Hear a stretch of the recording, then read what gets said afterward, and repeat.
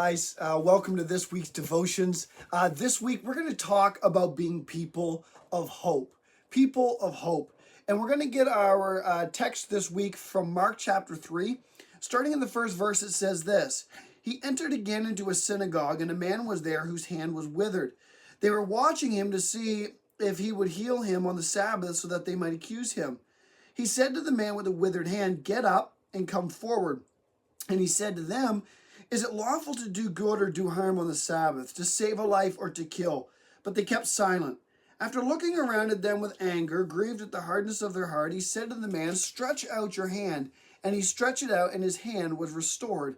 The Pharisees went out and immediately began conspiring with the Herodians against him as to how they might destroy him. So listen, back in about 2011, I was living in Moncton area, and I got a call that there was a man who was in need of need of prayer. So I went to the hospital, and this man had been driving truck. He backed into a dock, and when he backed in and they were loading him up, his heart just simply stopped beating, and he slumped over the wheel. So by the time that the truck or that the ambulance had been called, got there, did CPR on him, and they got a heartbeat, it was 21 minutes without any heartbeat.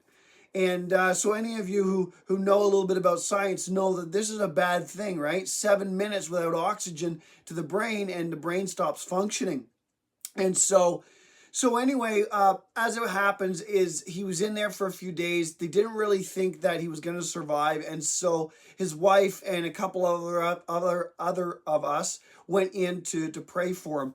And so the wife was going to have to go in the next day. She was going to have to make the decision whether he was going to be taken off the machines and wake up, or whether he was going to pass. And so we were in there and we were praying. And we prayed, that God would intervene. And we prayed what everybody else would be praying at that time. There was nothing over special about the prayer, but we just prayed. And when we were done praying, the man still laid there in the bed. And so we went home that night. And the next morning, his wife went in expecting to have to make that very difficult decision.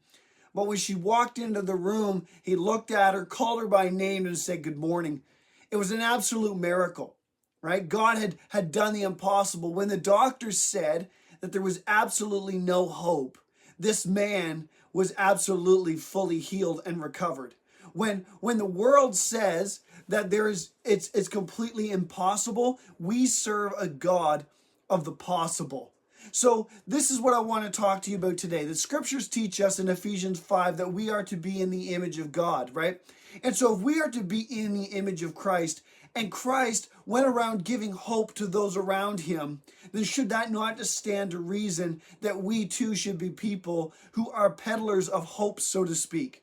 So that's what I want to talk to you about this week. I want to challenge you this week and talk to you about being a people who deliver hope, who are people who are full of hope. Amen. So listen, I hope you can join me the rest of this week, and we're going to dive into this subject. So until we meet again, may God bless you.